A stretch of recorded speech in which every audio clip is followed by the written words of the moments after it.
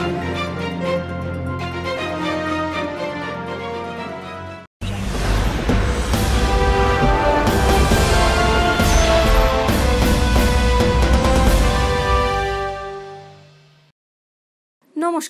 TV news 10 এর পর্দায় আপনাদের স্বাগত। আর আপনাদের সাথে রয়েছে আমি শর্মিষ্ঠা।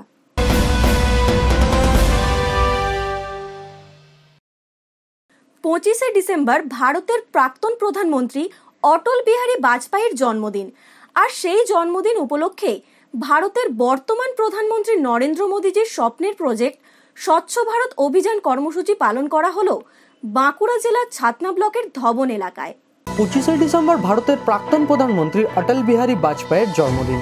আর সেই জন্মদিন উপলক্ষে বাঁকুড়া জেলার ছাতনা ব্লক ভারতের বর্তমান প্রধানমন্ত্রী নরেন্দ্র মোদীজির স্বপ্নের প্রজেক্ট স্বচ্ছ ভারত অভিযান কর্মসূচি পালন করা হলো। বৃহস্পতিবার সকালে ধবন নেতাজি বিদ্যাপীঠের জেলা বিজেপির সহসভাপতি স্বপন মুখার্জির নেতৃত্বে স্কুল চত্বরের সাফাই অভিযানের নামে বিজেপি কর্মীরা। পরে সাংবাদিকের সামনে স্বপনবাবু বলেন, এই স্কুলে রাজ্য সরকারের দুয়ারে সরকার কর্মসূচি পালন করার ফলে স্কুল চত্বরের প্রচুর আবর্জনা স্তূপে পরিণত হয়েছিল। তাই স্কুল পরিষ্কার করার জন্য আমরা এই দিনটিকে বেছে নিলাম। এটা করোনাকে কেন্দ্র করে স্কুল বন্ধ আছে, কিছুদিন পরেই হয়তো খুলবে স্কুল। এবং দুয়ারে দুয়ারে কর্মসূচিকে কেন্দ্র করে এখানে প্রচুর আবর্জনা হয়েছিল, এমনকি চায়ের কাপ পর্যন্ত প্রত্যেকটি জায়গায় পড়েছিল। আমরা ভারতীয় জনতা পার্টির পক্ষ থেকে এই স্কুল চত্বর আজ পরিষ্কার করছি। স্বচ্ছ ভারত যে মোদিজির নারা, সেই নারাকে সামনে রেখে আমরা স্কুল চত্বর পরিষ্কার করছি, কারণ এটা প্রয়োজন রয়েছে। এখানে প্রচুর ছেলেমেয়েরা আসে স্কুলে, তাই আমরা চাইছি স্কুল পরিষ্কার পরিচ্ছন্ন থাকুক।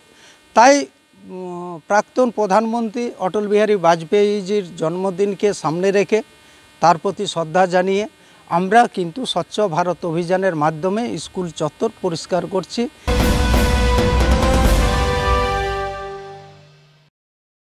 প্রভু যীশু খ্রিস্টের জন্মদিনে এক বড় চমক দিলেন পশ্চিম বর্ধমান জেলার জামুরিয়া তিলকামাঝি আদিবাসী প্রাথমিক বিদ্যালয়ের শিক্ষক চলো যাই প্রকল্পের মাধ্যমে।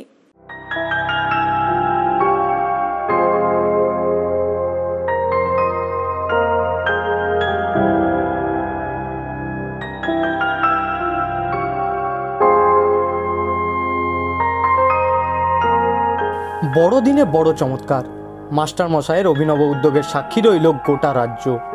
প্রভু যিশুর জন্মদিনের দিন অভিনব উদ্যোগ গ্রহণ করলেন রাস্তার মাস্টার দীপনারায়ণ নায়ক। তিনি পশ্চিম বর্ধমানের জামুরিয়ার তিলকামাঝি আদিবাসী প্রাথমিক বিদ্যালয়ের শিক্ষক। এবার শুধুমাত্র বিদ্যালয় অন্তর্ভুক্ত ছাত্রছাত্রী নয়, বিদ্যালয় বহির্ভূত শিশুদের মধ্যে শিক্ষার অধিকারকে পৌঁছে দেওয়ার জন্য শুরু করলেন চলো স্কুলে যাই প্রকল্পের।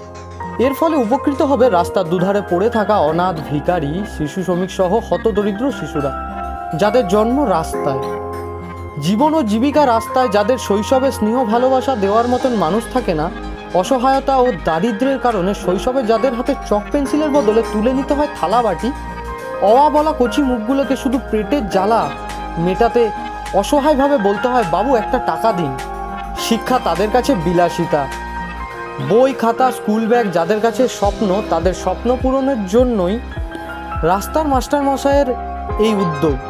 চলো স্কুলে যাই প্রকল্পটিকে দীপবাবু 3টি স্তরে ভাগ করেছেন। প্রথম স্তরের নাম রেখেছেন চলো প্লেট ছেড়ে স্লেট ধরি, যেখানে পথ শিশুদের প্রাথমিক স্তরে শিক্ষার প্রতি অনুরাগী করা হবে, পথের ওপরেই ফুটপাতে চলা পাঠশালায়। দ্বিতীয় স্তরে এই সমস্ত শিশুদের নাম সরকারি বিদ্যালয়ে নথিভুক্ত করা হবে, যার ফলে দেশের প্রতিটি শিশুর শিক্ষার অধিকারকে সুনিশ্চিত করা যায়। এবং তৃতীয় স্তরের প্রতিটি শিশুকে নিয়মিতভাবে কাউন্সেলিং করানো হবে, যাতে তারা তাদের মধ্যে সুপ্ত থাকা একক প্রতিভাকে জগতের সামনে তুলে ধরা যায়। এই দিনের অনুষ্ঠানে কেক কাটার মাধ্যমে নূর, বাল্মী, রাজু, মীনাক্ষী, ঝিলিকের মতন পথ শিশুরা তাদের নিজের জন্মদিন পালন করে। এই উপলক্ষে রাস্তার মাস্টার দীপনারায়ণ বাবু বলেন, আজ আমার পথ শিশুরা কেক কাটার মাধ্যমে তাদের শুধু জন্মদিন নয়, নতুন জীবনকে জন্মদিন পালন করলো। আজ থেকে তারা পুরনো জীবনকে ভুলে শিক্ষার আলোয় আলোকিত হয়ে নতুন জীবনে পদার্পণ করল।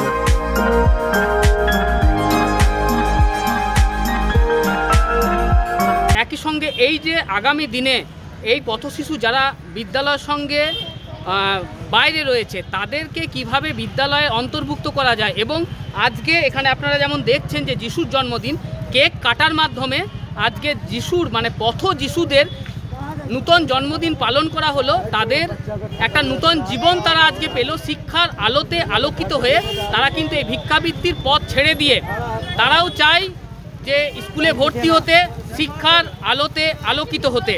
সেই জন্যেই আজকের এই কর্মসূচি, চলো স্কুলে যাই, প্লেট ছেড়ে স্লেট ধরি। শুক্রবারের অনুষ্ঠানে উপস্থিত ছিলেন জেলা শিক্ষা কর্মদক্ষা বকুল মণ্ডল। তিনি বলেন, আজকের অনুষ্ঠানে থাকতে পেরে আমি নিজেকে গর্বিত বলে মনে করছি। এই বিশেষ দিনে তিনি রাস্তার মাস্টারকে অনুপ্রাণিত করার জন্য ওনার হাতে 200 স্কুল ব্যাগ তুলে দেন এবং ভবিষ্যতে ওনার পাশে থাকার অঙ্গীকারবদ্ধ হন।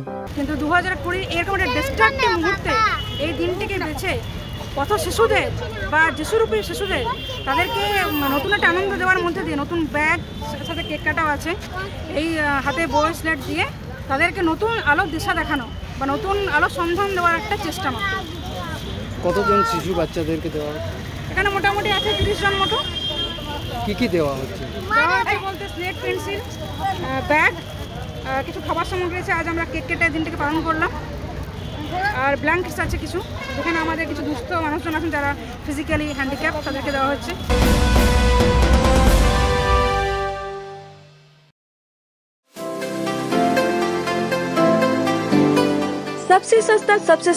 सबसे सस्ता दुकान কি বিশ্বাস হচ্ছে না? সবসে হি সস্তা দোকান। এখানে আসলে আপনি পাবেন সমস্ত ধরনের ওষুধ, তাও আবার বাড়িতে বসেই। ঘরে বসে অনলাইনে বা ফোন ঘোরালেই ডেলিভারি চার্জ ছাড়াই 18 থেকে 20% ডিসকাউন্টে আপনার বাড়িতে যে কোনো ওষুধ পৌঁছে দেবে সবসে সস্তা দোকান। এমনকি ঘরে বসেই পেয়ে যাবেন প্যাথোলজিক্যাল টেস্টেরও সুবিধা। আর দেরি কেন, আজই চলে আসুন স্বপ্নদীপ এন্টারপ্রাইজের সবসে সস্তা দোকানে। আমাদের ঠিকানা সবসে সস্তা দোকান, 39 Abaninda Bithi, city centre, Durgapur 16। Phone number 9474451955, 9382333412।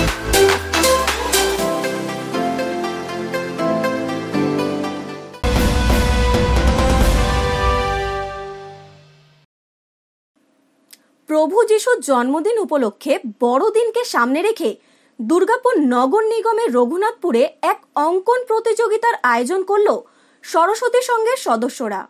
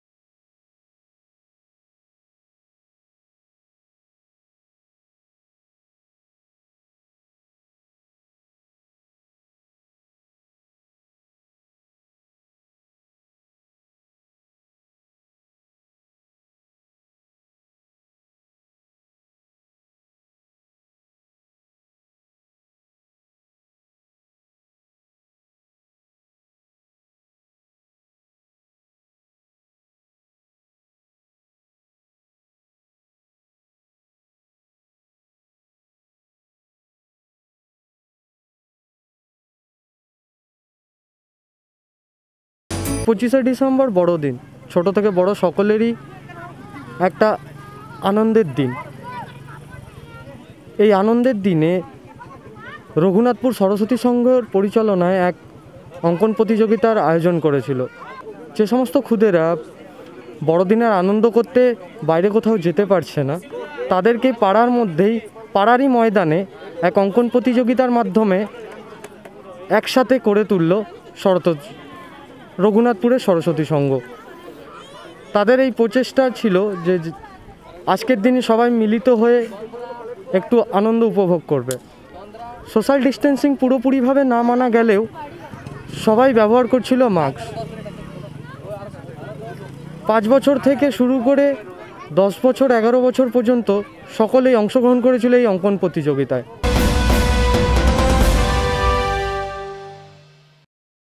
প্রতি বছর এবছর বড়দিনে বহু পর্যটকেরা ছুটে আসেন পুরুলিয়ার অযোধ্যা পাহাড়ে, কিন্তু করোনার কারণে এবছরের চিত্রটা একটু আলাদা। তুলনামূলকভাবে এবছর মানুষের ঢল অনেকটাই কম।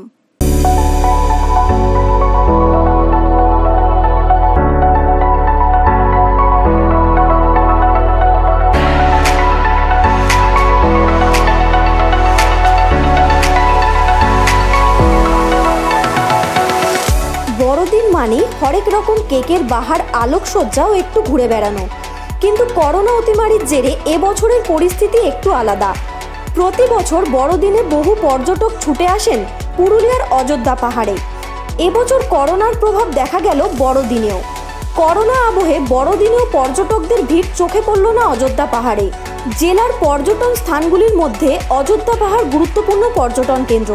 সারা বছর এই পর্যটন কেন্দ্রে মানুষের আনাগোনা লেগেই থাকে। অন্যান্য বারে আজকের দিনে পর্যটকদের ভিড় থাকে অনেক বেশি, কিন্তু করোনা আবহে পর্যটকদের সেভাবে দেখা মিলল না। কলকাতা থেকে বেশ কিছু পর্যটক পুরুলিয়া এলেও অন্যান্য বারের মতো পর্যটক আসেনি। কেউ কেউ মনে করছেন করোনার কারণেই পর্যটকেরা সেভাবে অযোধ্যা পাহাড়ে ভিড় জমায়নি। লকডাউনের পর বেড়াতে এসে খুশি পর্যটকেরা।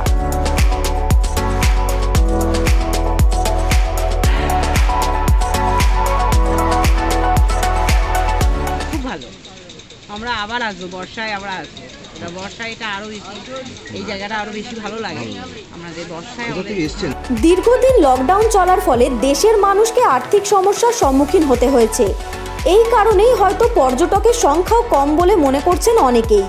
পাহাড় গেছিলাম আর আপনার এটা ঘুরলাম আর মার্বেল লেক। কেমন লাগছে? খুব ভালো, অসাধারণ। এর আগে কখন এসেছিলেন? First time. মানে ওই অযোধ্যা পাহাড়ের পরিবেশ কেমন লাগছে? খুব ভালো, অসাধারণ, এক কথায় অসাধারণ। লকডাউনের ফলে দীর্ঘ 6 মাস হোটেল রিসর্টগুলি বন্ধ ছিল। বড়দিনে কিছু পর্যটক আসার ফলে হোটেল ও রিসর্ট ব্যবসায়ীদের মুখে হাসি ফুটেছে।